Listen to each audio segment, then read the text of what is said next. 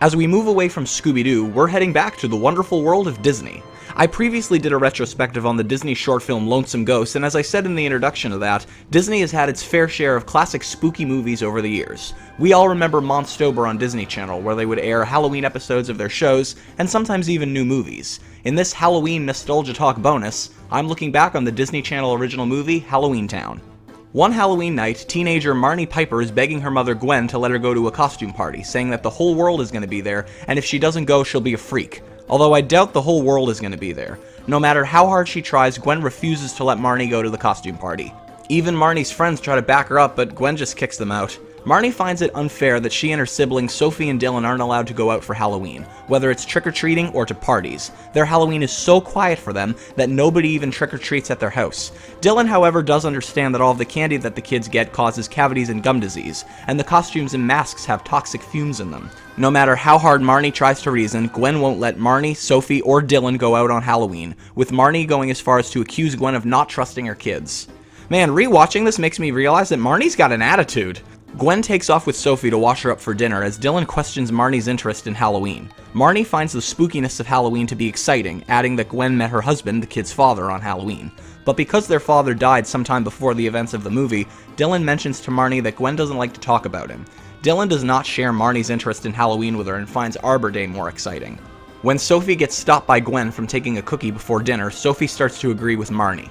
With everyone else in the neighborhood still trick-or-treating, the kids get a surprise visit from their grandmother Aggie, Gwen's mother, which takes their minds off of Gwen raining on their parade. I think Marnie's the happiest out of them all as Sophie asks Aggie if she brought them presents, like most grandmothers I see in movies and TV do right on arrival.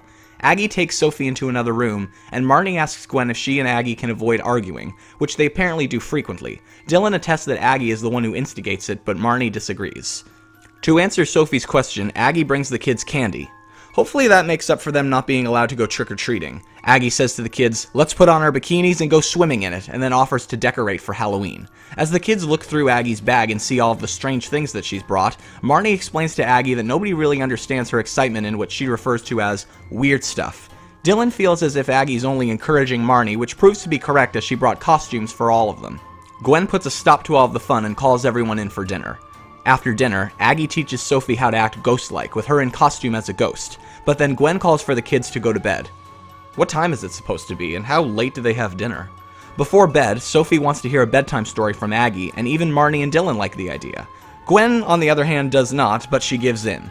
As the kids get ready for bed, Aggie tells Gwen that she would love for her to move back home and offers her house to them, feeling as if since Gwen's husband died, nothing is holding her in her current neighborhood. But Gwen likes the area because she feels like she and the kids can have a normal life. Gwen confronts Aggie for making her visits chaotic by spoiling the kids, but realizes that she'd rather not argue about it and sends her up to tell the kids a bedtime story, as long as she promises not to talk about where she comes from. The kids are now ready for bed and for Aggie's bedtime story, set in a magical place inhabited by many different kinds of creatures. Dylan guesses that she's talking about Cleveland, but actually, Aggie's referring to a place called Halloweentown, and the creatures living there consist of monsters, goblins, skeletons, and witches. Sophie finds witches mean and scary, but Aggie assures her that there are some nice witches and monsters out there. Sophie loves how Aggie is describing Halloweentown and wants to go there herself, but knowing how impressionable she is, Dylan tells Sophie that Halloweentown is just pretend. But Aggie says that she didn't make this up. She read about Halloweentown in a book and figures that it could be real, and she shows Dylan her book about Halloweentown. The kids and Aggie look at it together, and Marnie and Sophie are very amazed by all of the creatures, especially Marnie. Just as Dylan calls the book the Weirdo Encyclopedia, Sophie points out a witch in the picture that looks exactly like Marnie. Aggie asks Marnie if she has ever cast any spells or done anything else that witches are known for, but Marnie says that she hasn't and feels as if there's nothing special about her. Aggie disagrees, and just then, Gwen arrives and tells Aggie that it's getting late. Marnie and Sophie wish that Aggie would stay overnight, but Aggie explains that if she doesn't make it back home by midnight, it'll be a long time until she can get another bus home, so Aggie heads off and kisses the kids goodnight. With the kids now in bed, Gwen confronts Aggie for talking about where she comes from to the kids, confirming that Halloweentown is in fact a real place, and it's where Aggie and Gwen are from originally. Aggie, however, feels as if the kids should be aware of it, as witch training runs in the family, but Gwen doesn't want to train Marnie like a witch.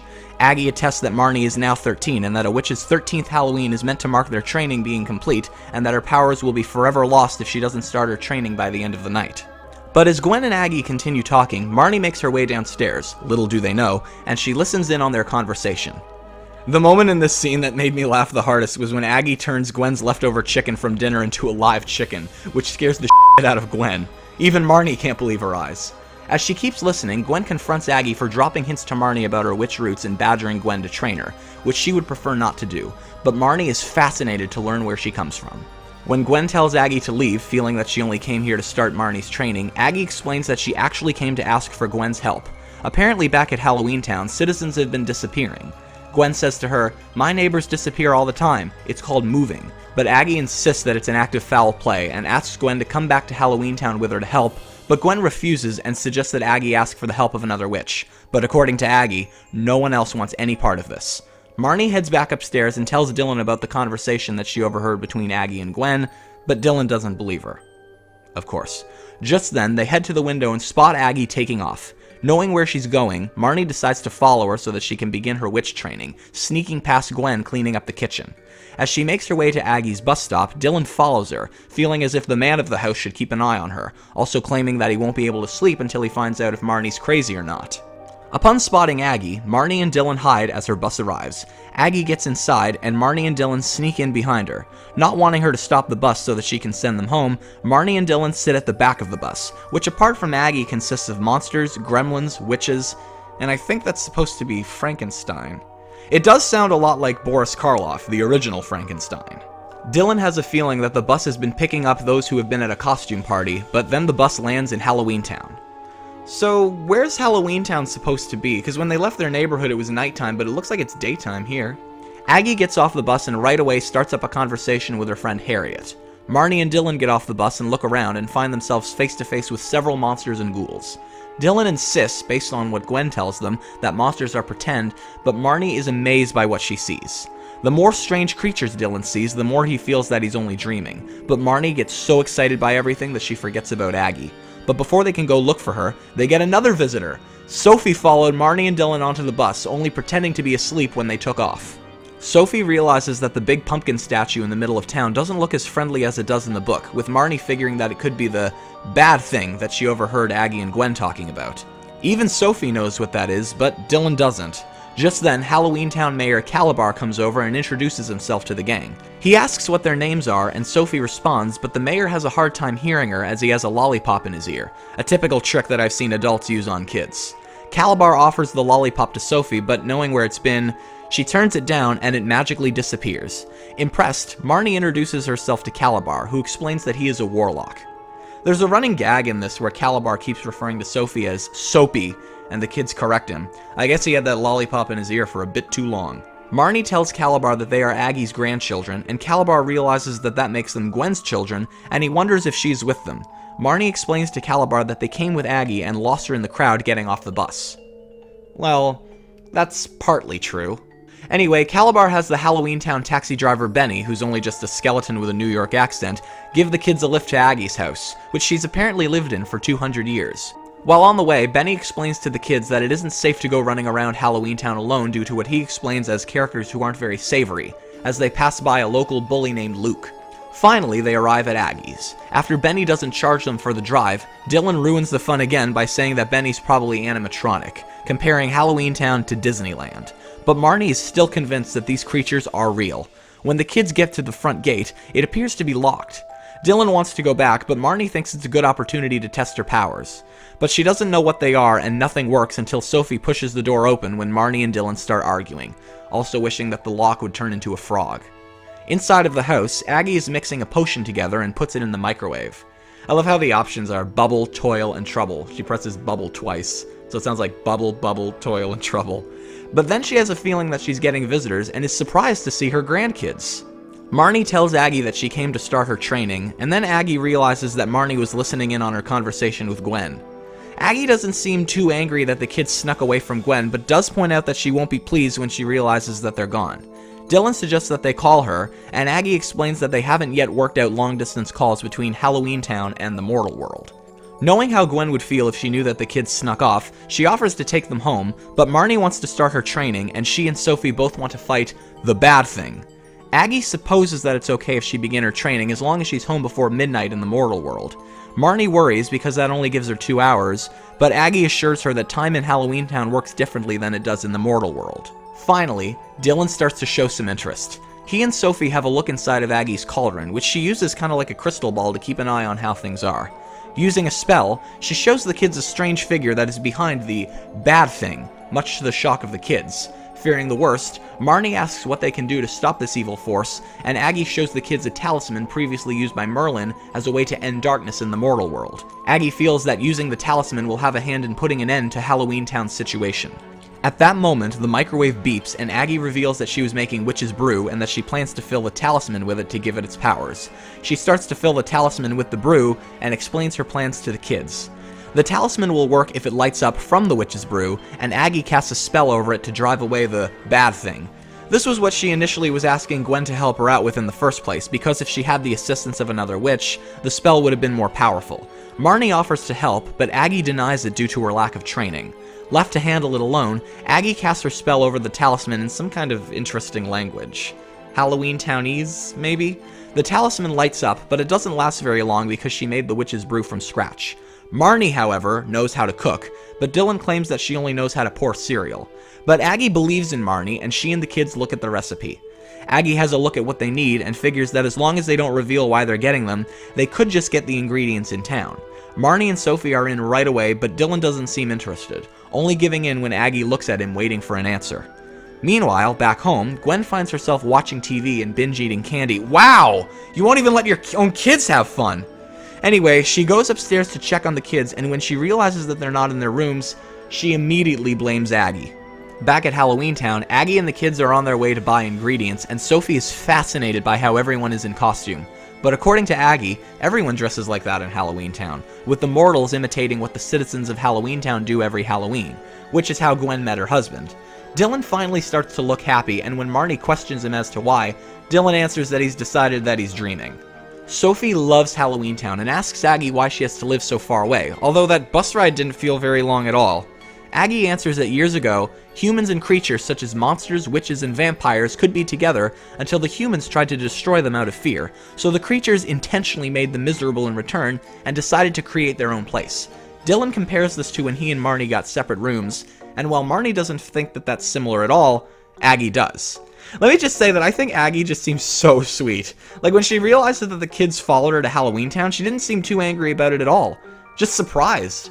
Debbie Reynolds portrayed Aggie with such a soft voice and really soft personality, and she used that when she told the kids that Gwen wouldn't be too pleased with them when she figures out what they've done.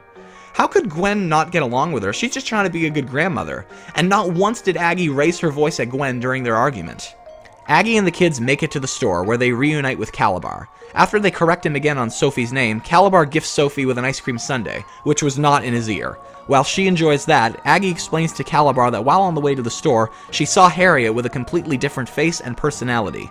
Aggie starts to worry that Harriet could disappear like everyone else has, and Calabar admits that he hasn't been taking Aggie's concerns too seriously, insisting that she leave it alone, fearing that it could be too dangerous for the kids. Calabar promises to handle the situation on his own, and he takes off. Meanwhile, Marnie finds her way to a flying broom store, and Aggie, Dylan, and Sophie catch up to her. Marnie finds herself very enthused by it all and asks Aggie if she can have a flying broom. Aggie gives in, and the salesman, who sounds and moves a lot like Elvis Presley but I feel looks a bit like Roy Orbison, tells her that she picked out a very special broom, the Windsweeper 5000, which the salesman describes as top of the line. The salesman gives the broom to Marnie and she asks how to make it work. The salesman says that it works with the use of magic, as Luke comes by and brags about how well known he is around Halloweentown, offering to buy Marnie an ice cream.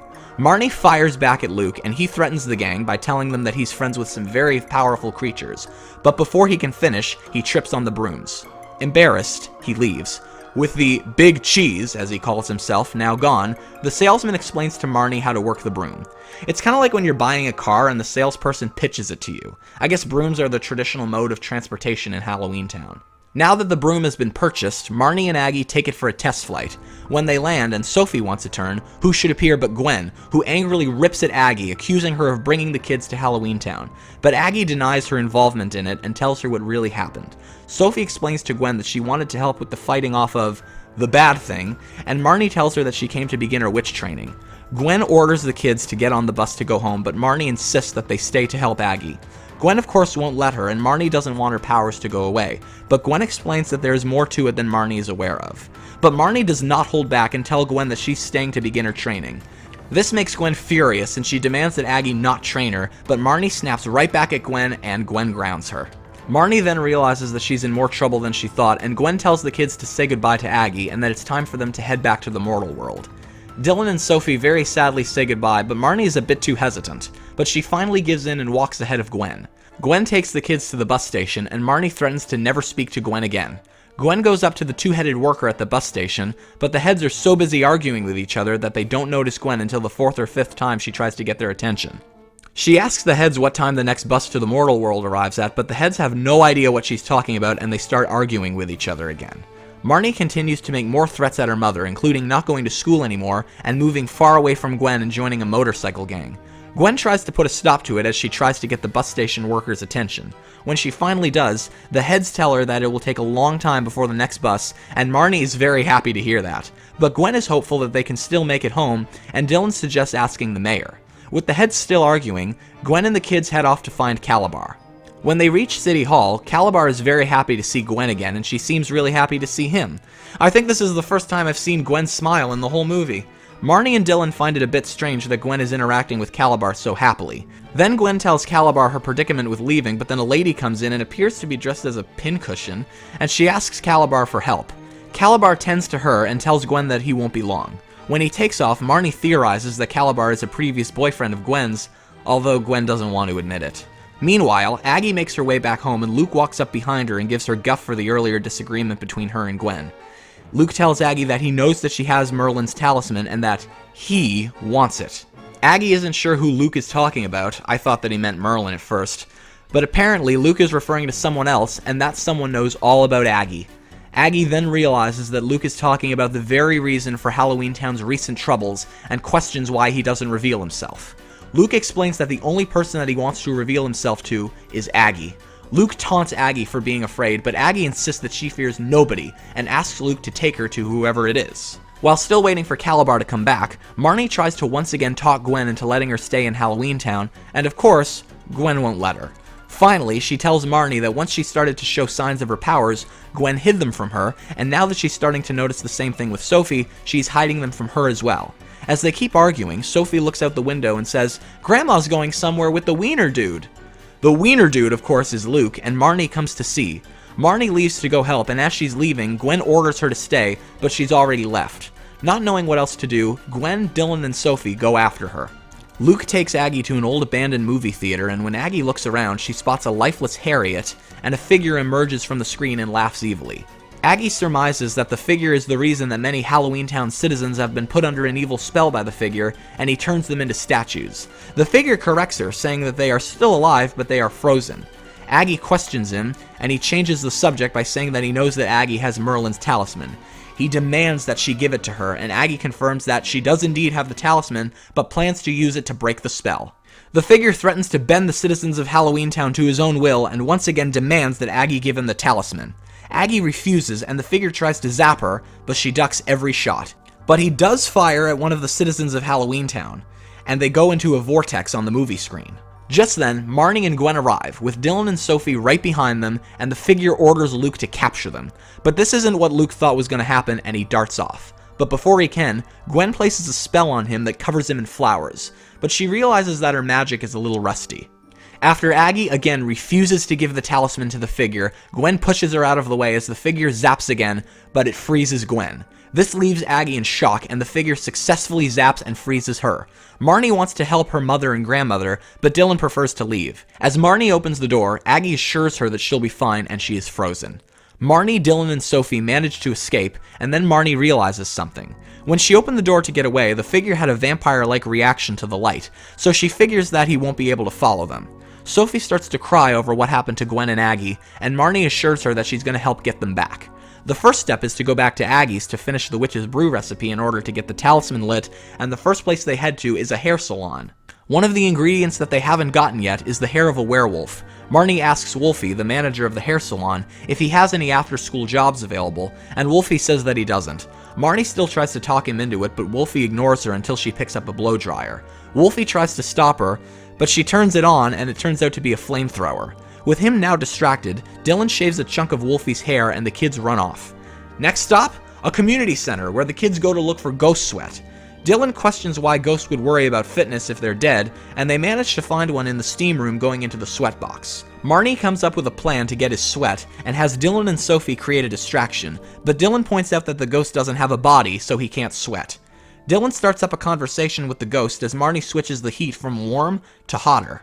Dylan's idea of a distraction is by sharing his knowledge of random stuff with the ghost, and Sophie further distracts him by placing a towel over her head and pretending that she's a ghost. The ghost is offended and tells Sophie, "Go back to your mummy." Finally, the ghost starts to sweat and Marnie catches a drop of it coming off of his nose into a bottle. But the ghost calls for an attendant just as the kids leave. So where to now? The dentist's office for the next ingredient, a vampire's fang. The dentist is doing a teeth check on a very fidgety vampire and notices that one of her fangs will have to be pulled. She worries about how it'll feel, but the dentist assures her that she won't feel a fang.